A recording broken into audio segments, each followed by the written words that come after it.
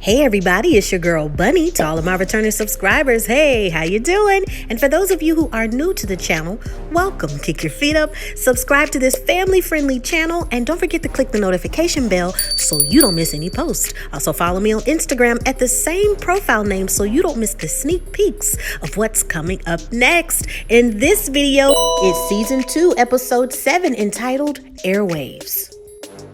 I give a full episode recap with photos offset to the side, and then I give my review at the end. No need to dig around. I have all of the minute marks in the comments. It's all coming up next. The record vinyl presses begin on the Protect Your Neck single, and it's hustle time to get them distributed into stores. They find out that many of the stores only purchase from one-stop distributors. So the next step is to go to the mom and pop shops to convince them to purchase. Mook has an idea that he wants to run a hustle. He's selling to the store owner saying that, hey, this is a good sound, it's a good single, please buy it. But in the midst of him making a sales pitch, we see Dennis and Shy say, hey man, I heard about this song. It's really popping in the streets. It's hot. Let me get one. And before you know it, everybody in the store wants a copy as well. The store owner sees the hype and is so interested that he wants to buy the entire stock and even more when they restock. Power loved the idea because the hustle just worked out perfectly. He tells Mook that they could use somebody with his hustle game and ideas to join their team. And Mook is interested. Just like chess pieces moving in unison, each person has an assignment and a responsibility to take over. As Bobby tries to finish up a track, Vine rushes him saying that time is money and they've got to get to the convention center. It's going to take them 2 hours to get to Atlantic City. Vine tells Dennis that he needs him to stay behind and not roll with Power this time because he has a special assignment for him. Vine shows Dennis the Gavin Reports, and the Gavin Reports track radio charts. Included are the rap stations not only in the tri-state area, but across the country. He wants him to dial every single one of them and try to distribute the single. Vine tells him, look, everybody has a responsibility. Gary is using the gods in Virginia. Shy and Power are hitting up the mom and pop radio shops, and Asan and everyone else, they're going to this local college where Method knows somebody that could give them an opportunity to play the single on radio. So Dennis just needs to sit down, make those calls to major national radio stations so they can dip out. Bobby finishes the track and they leave with extra vinyls and cassettes. As the fellas head to the university, there's small talk about Inspector. He's on parole and he stopped selling the weed after he signed that contract, but he says he's not gonna stop smoking weed. He has a plan to use some Gatorade for his urine samples. U-Guy tells him that that's a stupid idea, and if he does that, he'll be in jail quicker than he was last time. He even says that this Wu-Tang stuff is cool, but he still has to pay his bills and hustle on the side. To make sure Inspector isn't caught up with his P.O., Asan knocks the blunt out of his hand and spills the weed all over the floor. Dennis slowly learns more verbiage after he makes a couple of calls concerning radio stations. He learns that he doesn't need to speak to the DJ, but rather the program director. When he reaches someone named John B., he doesn't want to hear the track and declines the play because they're only an independent label. Shy returns back to the apartment and he didn't have any luck. Tower can't do anything with them because they only deal with specific distributors. Shy reminds Dennis that they've got to create a demand just like they did in that record store. This gives Dennis the idea to call another radio station and make a request to hear Protect Your Neck by Wu-Tang Clan. They say they don't have the song and they've never heard of it. And Dennis makes a hustle saying that they're behind on the latest music and that's what's knocking in the streets. Shy agrees that they can split up the calls to just relax a little bit, but Dennis is distracted by the movie The Killer and watches the movie instead. Arriving to the convention, Vine and Bobby seem a little overwhelmed. Vine thinks that they need a distributor and maybe a label to back them up, but Bobby disagrees. He says that they're an independent label and they don't have to work harder, just smarter. Vine reminds Bobby to think like a salesman, and it's not just about the music. One of Bobby's first stops is Mike and Rose Records, but they don't want to take a risk in investing in a new artist. It's harder to sell. He says come back when they get on the radio. DJ G bumps into Bobby and says that he remembers him from the interview along with Naughty by Nature. He always thought that the music that he did was great and even offers to play some of his music on his show. G also shares that maybe he should try some companies that buy direct like Sam Goody or Warehouse. He tells Bobby to just make sure it's somebody that knows about rap music. He'll know when he sees them. Shy and Dennis are still watching a movie until Dennis remembers that he needs to get diapers for the baby and that Sheree is on her way. The fellas get on campus and they already lost the son. They don't want to waste any time looking for him, so they decide they'll look for him after they handle their business. They quickly learn that they can't get inside the building without a student ID, and they try to tell the security guard that can he at least give the music to the radio DJ, and he says no. Inspector is so pissed off that Method tells him to walk away, and U-God doesn't make the situation any better by trying to fight the guard. They even try to break in another way, but it sets off an alarm. Before leaving, Deck tags the building with the Wu-Tang logo. Dennis and Shy get some items, and Dennis needs to drop off some groceries to his mom's house.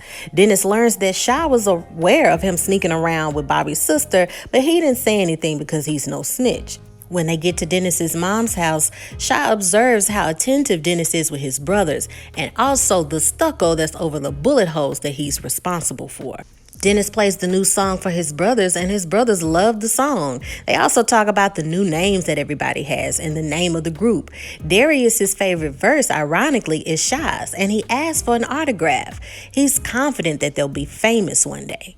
Shy is thankful for the compliment and stands in silence. Sheree runs into her aunt and is upset that after all of this time she hasn't called her mother. She has a habit of always being selfish and running off when troubled times come around. Her aunt even seems a little displeased to learn that she not only has a baby, but the baby's name is Infinite. Some white college kids approach Hassan thinking that they're getting tapes disguised as weed, but Hassan is selling both. He wants them to listen to the music and get the product. Everybody else meets up with Hassan and they're just surprised that he's doing that. Like, why are you even wasting good weed on that? But Hassan says, look, we even got a flyer for a party. There's a familiar face, Steve, the one from previous season who owns his own record label and is trying to convince a distributor that the West Coast music is very popular and it's dominating. Earl from AMAC Records agrees with Steve concerning consignment of the music. Vine takes his chance to speak with Earl and lets him listen to the Wu-Tang single. He says that the West Coast may be dominating, but people miss that rugged New York style. Earl loves it and wants to get 1,000 each, 1,000 of vinyls, 1,000 of tapes. Vi says that okay, that's great, and gives him his cards and says that the tapes are $2.99 and the vinyls are $1.99 each. But there's only one problem. He's not understanding that this agreement is consignment. They only make the money when the items are sold. Vine thanks him for the information and they exchange business cards. Sheree vents that she thinks that her aunt was judging her and that she's irresponsible since she had a baby. But Dennis wants her just to ignore that and just focus on their own family. Shy slams down the phone and curses somebody out. And they want to know, man, why are you so upset? You gotta chill. And you got to be more relatable. Sheree tells him that you can catch more flies with honey instead of vinegar. She lets him know that you've got to take a gentle approach. Bobby is still on the lookout to sell directly to a distributor and judges a book by its cover. He stops and plays a song for a buyer, but he's only familiar with British pop. He lied to his company and said that he was into rap and R&B only to get the job as a buyer. The fellas are having a blast at a frat party, and when the music stops, they take it upon themselves to not only bust out a freestyle, but also play the Wu-Tang single. Back at the apartment, Sheree is exhausted after making several calls and is upset that she didn't get a chance to relax. It just seems like they Tom Sawyered her. They have no idea what she's talking about, but she says, hey, I've done enough, I'm out. After a long day, Bobby and Vine realize that they really haven't made much progress when it comes to getting involved with distributors. The only decent thing that they have is information concerning consignment. Vine and Bobby then overhear two people talking about a Def Jam party, and it's the woman that Bobby walked by earlier at the warehouse booth.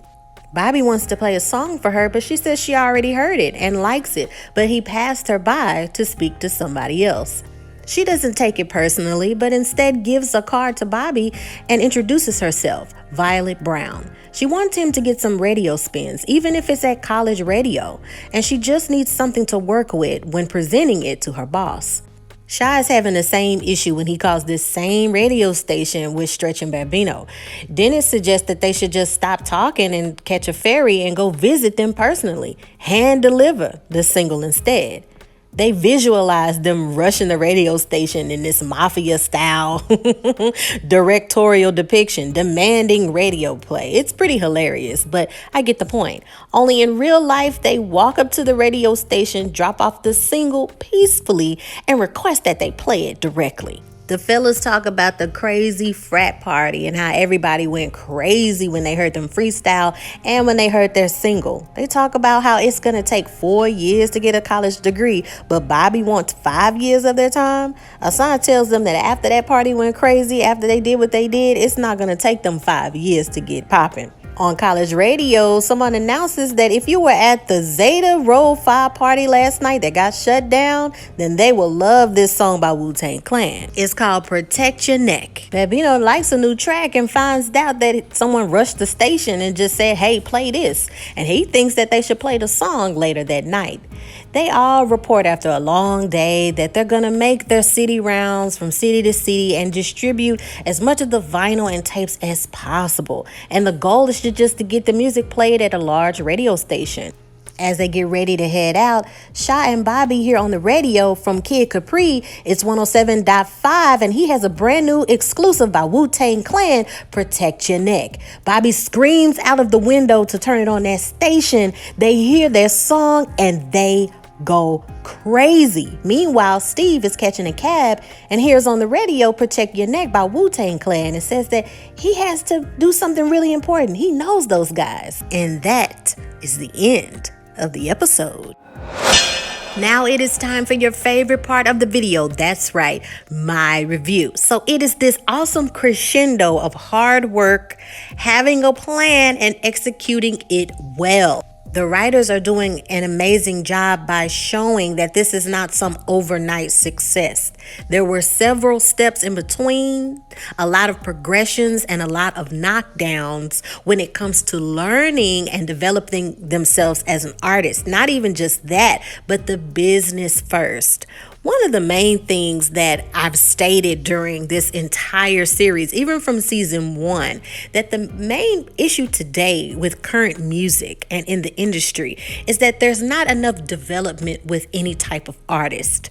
The only development is maybe someone who's been a musician their entire lives and they know how to produce, write, all of that good stuff. But developing artists, having an image, having an ideas about sounds and your communication with your artist, what you're trying to say, so much of that is just non-existent. It's about putting out a lot of fast hits and songs, making a quick profit off of it, and maybe not even hearing about those artists for years to come. You even forget about certain people, or you'll hear a song on the radio and be like, oh, I forgot about this person. Oh, well, I wonder what they're doing now. You know, it's a lot more of that going on. And with streaming and the way that music is distributed now seems pretty easy. It's actually easier. And a lot of the times you don't even have to have a record label backing of any sort just to sell a song.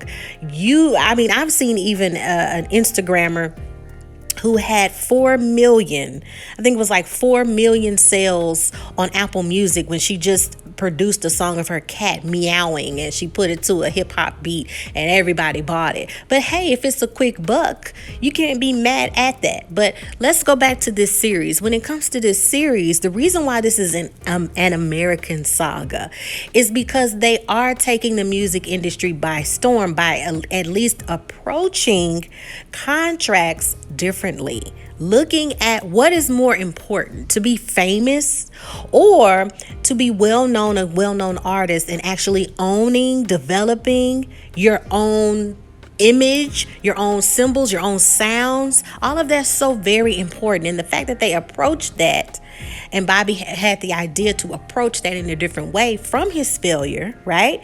From the Prince Raheem deal, he's thinking very clearly, like, okay, if we just dedicate a good 5 years of our lives to do blank and blank and blank, it's better than not even trying at all. That's mentioned again in this episode where the fellas, they talk about college and how they went to this frat party, and all of those people are in college and they're going to get out and have a 9 to 5, and here we are with our 5-year plan, but at least it's specifically to what we want to do.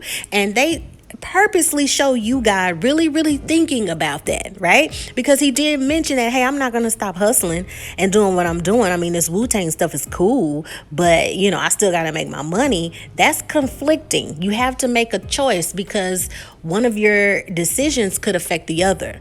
And which one means more to you? Is it hustling or is it music? Which one do you have the passion for? It's the same thing with everyday life. And especially with this pandemic and the way things are going, especially with corporate companies, a lot of corporate companies are investing in pensions or 401ks because they don't know if an employee is just gonna up and leave, right? Or you have more people now that are probably gonna be more contractual or freelance.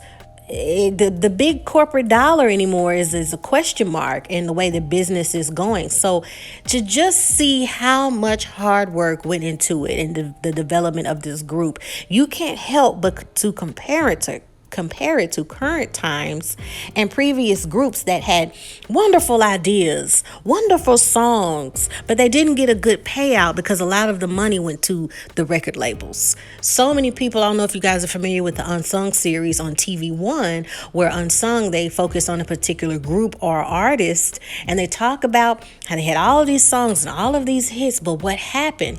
Majority of the time, their monies weren't invested well. They are known, but a lot of the profits and all of their hard work is just null and void.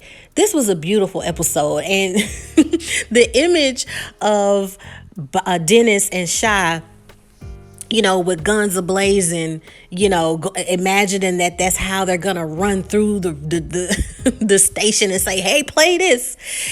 To some that may seem cheesy and corny, but it's all symbolism. You got to think: has there ever been a time in your life to where you just wanted so badly to accomplish something that you just wanted to bum rush the situation, not have to have this uphill climb, and just conquer it and attack it and just get it over with and get it done? Just do what you got to do. So I thought that was very beautiful. I mean, I have several friends that are pre-med and they just wish that, man, it's where's the shortcut? But there's no shortcut, right? There's no shortcuts in life. And if you get a hookup and if you get that shortcut, take it. But it's still a lot of work you got to do. I love this episode. Let me know what you think. Subscribe. Remember to click that notification bell so you don't miss any posts, and also follow me on Instagram so you don't miss those sneak peeks of what's coming up next, and also updates of what's going on in my personal life. Thanks for the encouragement, you guys. The day is coming when, for me, if you've been following me on Instagram, to where I have to make my decision of giving up corporate life for what my dream is. So it's getting to that point to where you have to make a decision on what your number one true hustle is going to be. Just on a personal note, those are those moments in your life where you have to hustle to pay your bills and to pay to the funding of what's needed to follow your dream. But the closer you get to your dream, it's just kind of like, is this really happening? Yes, it's really happening. If you've imagined it your entire life and you've seen it in your mind, you can make it happen. So I hope and pray that, when I do reach my goal, I listen back at these recordings and all of these things that I've done and skits and all of that, and just to see everything blossom on television or to blossom into what I'm doing. It's just the beauty of it. I'm enjoying the journey. I'm enjoying, learning so many things. But not to ramble on, this is a Wu-Tang and American Saga recap and review. But follow me on Instagram to get the personal stuff and what's going on in my life if you care. In the meantime, in between time, take care of yourself and each other. Bye. Oh, and check out a lot of those other shows that are in the pinned comment as well. We got a lot of shows coming. We got Queens. We have oh my God, we have so much more. We have the final season of Insecure that's later this month. It's just a lot of shows, okay? So don't fall behind. If you're falling behind, make sure to binge watch the previous seasons as well so you can catch up. If you haven't seen the last season of Insecure, I have it in the pinned comments so you can binge watch that and get caught up. So when you watch the final season, you can, talk about it and debate with everybody else on social media. All right? I love you guys. See you next time. Bye.